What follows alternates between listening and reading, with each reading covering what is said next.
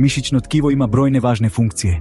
Ono pruža potporu našem kosturu, štiti unutarnje organe i naravno omogućuje nam kretanje. Osim toga, tijekom rada stvara toplinu. Uz skeletne mišiće koje možemo jasno vidjeti, postoji i mišićno tkivo koje nije baš pod našom svjesnom kontrolom. To uključuje mišiće u stijenkama većih krvnih žila i probavnog sustava, gdje miješaju i pokreću progutanu hranu. Njih ćemo sada ostaviti po strani i usredotočiti se na građu i funkciju skeletnih mišića. Skeletni mišići nisu izravno povezani s kostima, već preko vezivnog tkiva koje tvori tetive. Sastoje se od više snopova mišićnih vlakana, a svaki snop sadrži velik broj pojedinačnih mišićnih vlakana. Ta vlakna mogu biti duga nekoliko centimetara, te sadrže velik broj staničnih jezgri i mitohondrija. Mitohondriji se često nazivaju elektranama stanice, jer proizvode velike količine ATP-a, glavnog izvora energije za stanice. Skraćivanje mišića omogućuju miofibrile. One su građene od niza manjih jedinica koje nazivamo sarkomerama. Pokreti nastaju međusobnim djelovanjem aktinskih i miozinskih niti unutar sarkomere.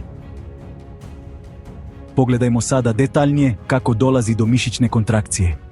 Mišićno vlakno aktivira se putem motornog neurona, a električni impuls širi se duž stanične membrane.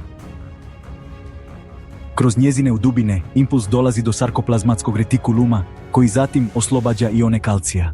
Ioni kalcija difundiraju do sarkomera i vežu se za troponin, čime se otkrivaju vezna mjesta za miozin. Sada ništa više ne spriječava međusobno djelovanje miozinskih i aktinskih niti. Cijeli ciklus odvija se na sljedeći način. Glava miozina veže se za odgovarajuće mjesto na aktinskoj niti, zatim se zakrene i povuče aktinsku nit prema središtu sarkomere.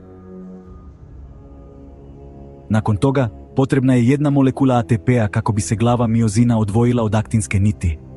Energija oslobođena razgradnjom ATP-a ponovno ispravlja glavu miozina, omogućujući početak novog ciklusa.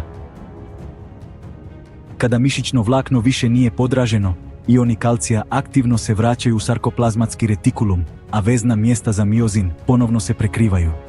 Time mišićna kontrakcija završava. Pojedinačni živčani impulsi uzrokuju samo pojedinačne trzaje mišića. Međutim, kada želimo izvesti snažan pokret, mišićna vlakna moraju biti podražena mnogo puta u vrlo kratkom vremenu. Želite li saznati još više o ljudskom tijelu? Jeste li se ikada zapitali odakle naše srce dobiva svoje električne impulse? Ako vas to zanima, pretplatite se na moj kanal i pratite nove zanimljive sadržaje koje pripremam.